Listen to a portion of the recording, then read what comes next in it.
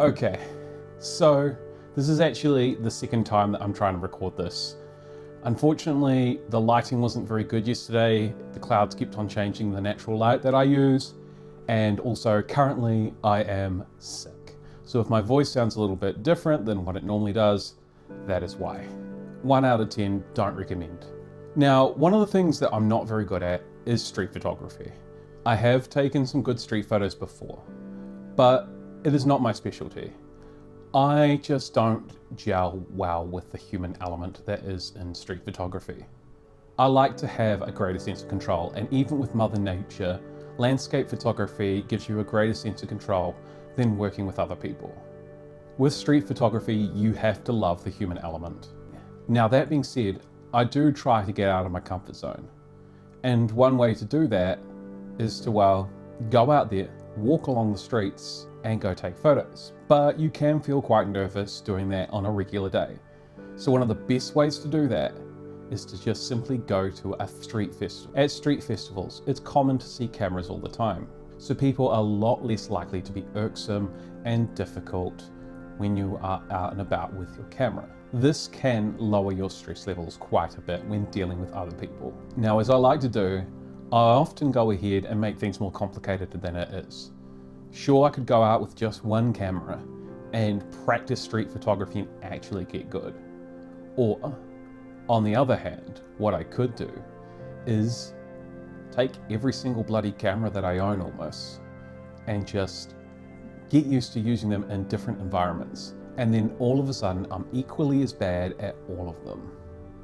No, but for real, it's a good way to practice with your cameras, and if there are some street festivals around, I highly recommend doing this. If you have a range of cameras, make sure you're getting the usage out of all of them, and it's a good way to remember what they are each good at. As I said, I'm not feeling the best, so I'm gonna just go over a few of the cameras that I've got and some of the photos, and then just basically give the ins and outs, ups and downs of each of these cameras, what they are kind of good at, and technical ways that different cameras will give a different experience to the viewer and yourself, the photographer. Okay, first of all is the Rito 3D. This here is a plastic piece of crap. But that being said, it's a fun plastic piece of crap. It has plastic lenses, plastic body, sometimes these have light leaks. However, it does something that no other film camera does. Technically, 3D photo. Not truly actually three-dimensional. It takes 1, 2, 3 photos all basically at the same time, either using the Rito app or using video software. You can create a GIF that switches between the 3 photos.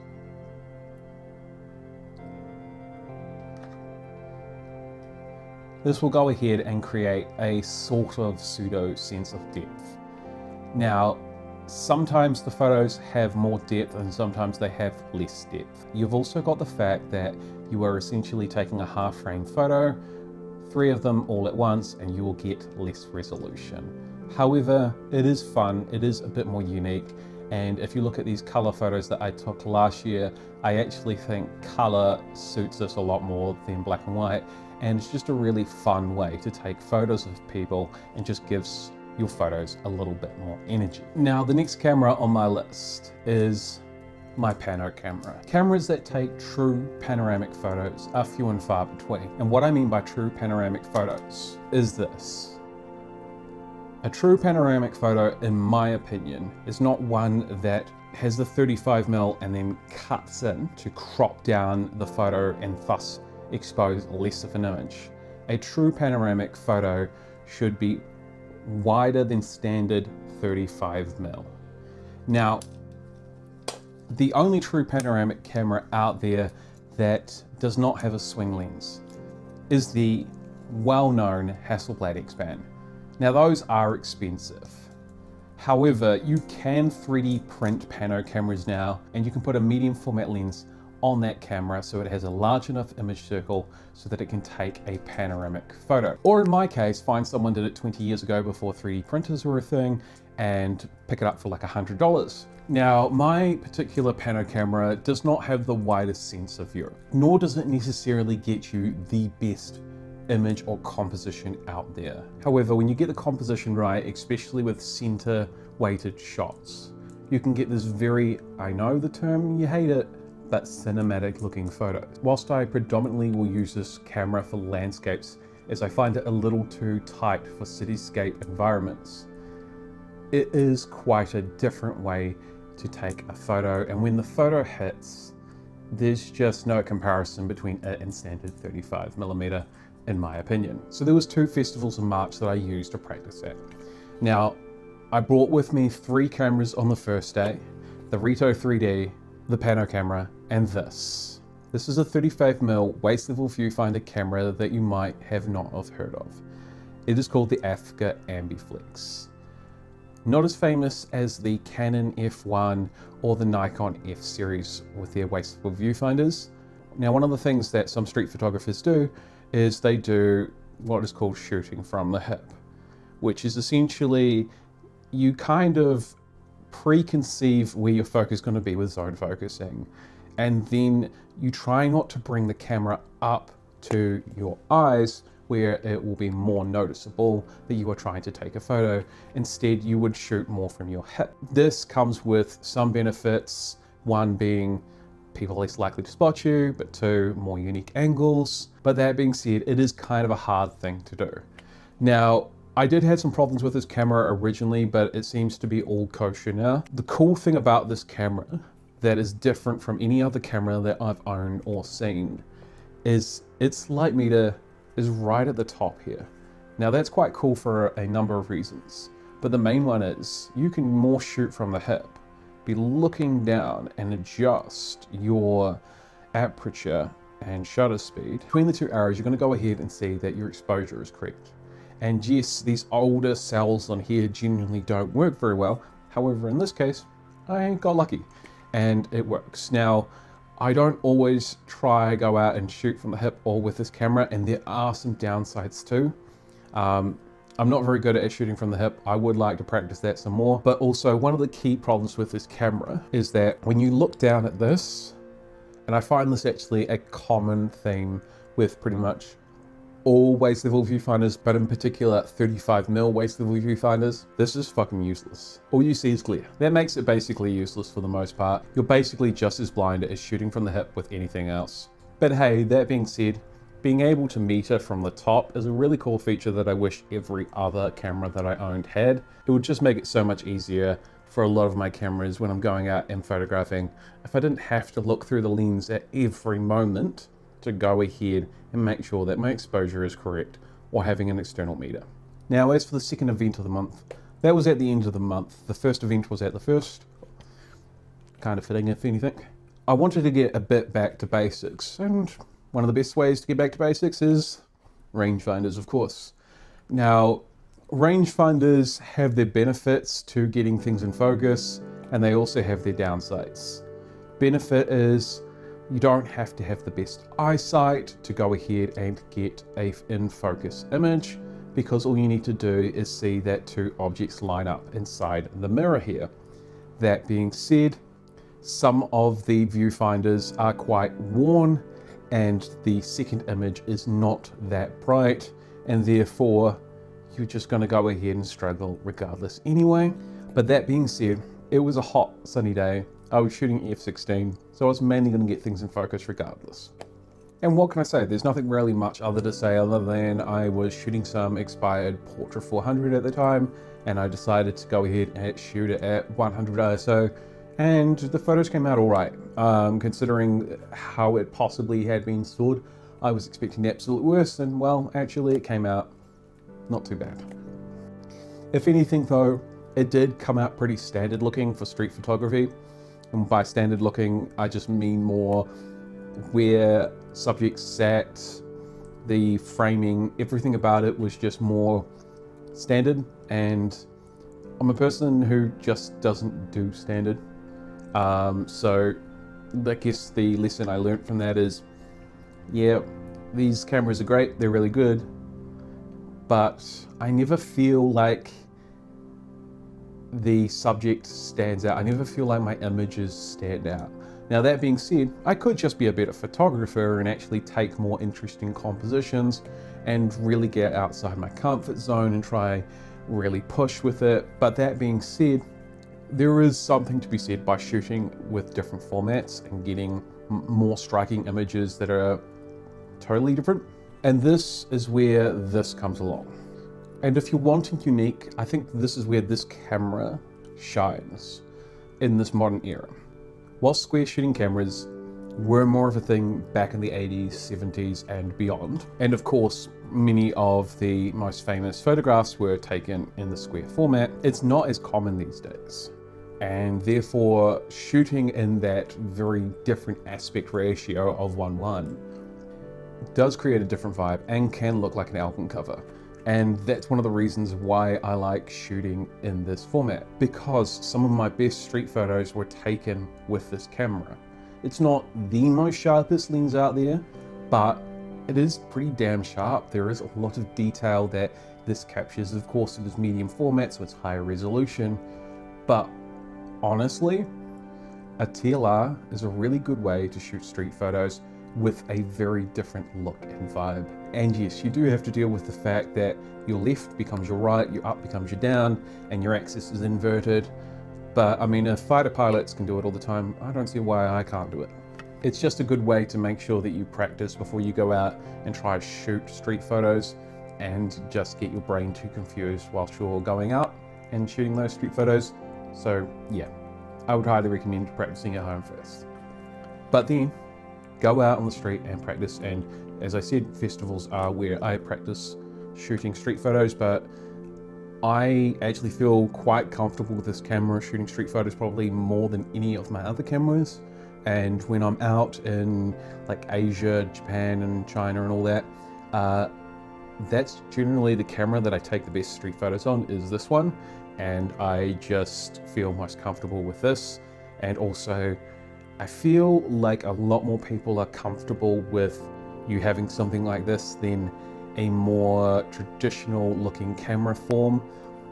When you've got something like this camera, people feel, or people at least behave, at least I've noticed, like you're more artistic. Of course you might be just autistic, but point is, they don't feel like there's a menacing behavior behind this. This definitely screams film nerd.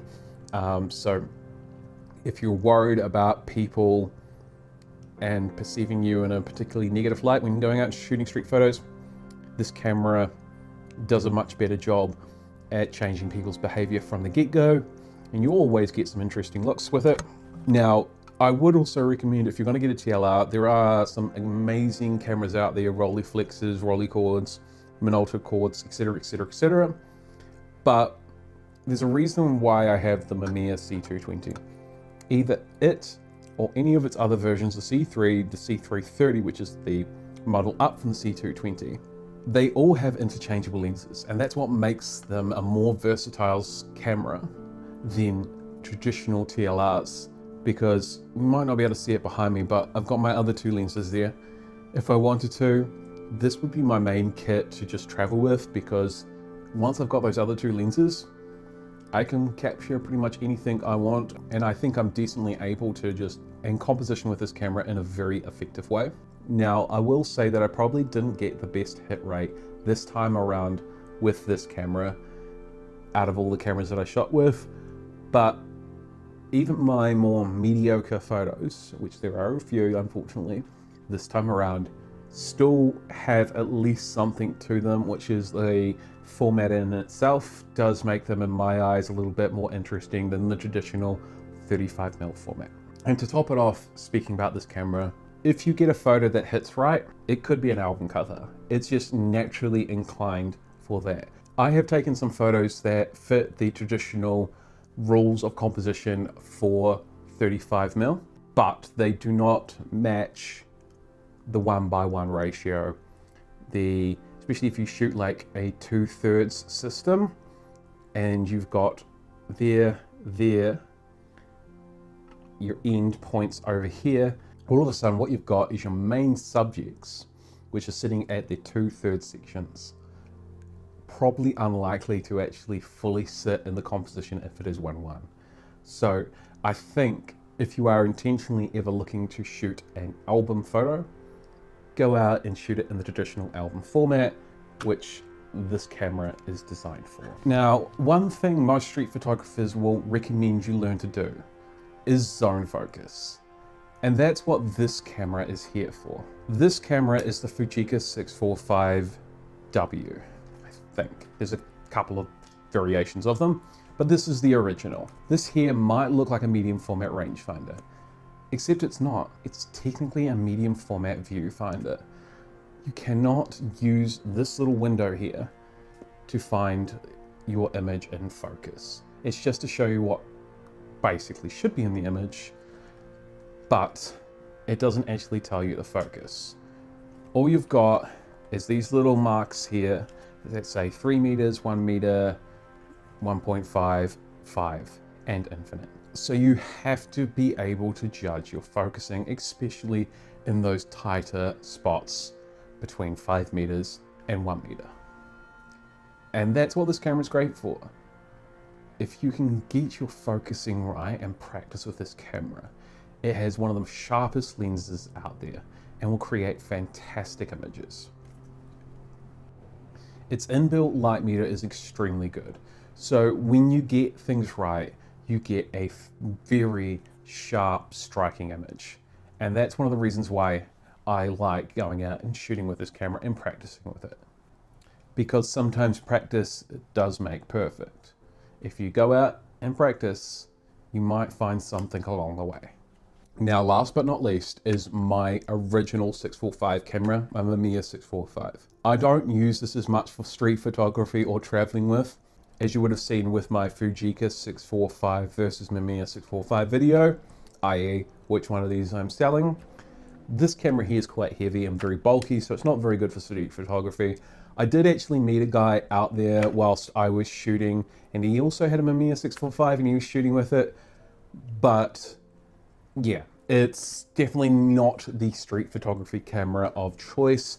It is quite a cool camera, but would not recommend for street photography unless you are wanting to do something technically different. Now, I've been talking about these cameras from a technical perspective per se, more than just your artistic merits when it comes to street photography, because like I said, street photography isn't really my thing, but having an abundance of different cameras to shoot with that have different technical things about them that allow you some difference in creativity, that's what this video is basically about.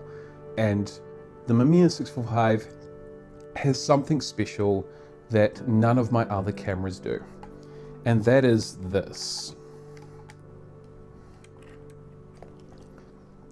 An 8-second exposure. Now, did I shoot 8 seconds?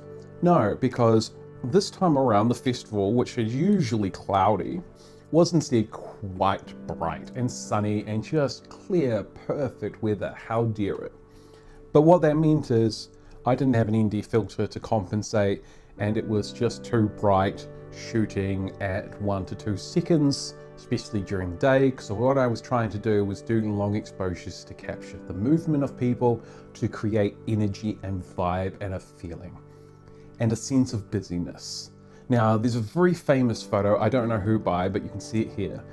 That photo is awesome. You understand exactly what it's trying to communicate to you. Now, will I ever take a photo exactly like that, that gives that sense of energy and information? Well, I mean, if I did, I'd probably be just copying someone's style exactly, but that being said, no. That's a really, really cool composition, and I just don't think I'm in the right situational space to go take that photo, but I want to take something at least like it or try get a sense of it. And that's what I was just trying to do here. So I waited a little bit until later in the afternoon when the sun wasn't as bright. And then I just kind of, once the shadows of the building had covered the street, I was able to shoot it at 1 to 2 seconds or half a second at f/22. That allowed me to go ahead and take some photos like these ones.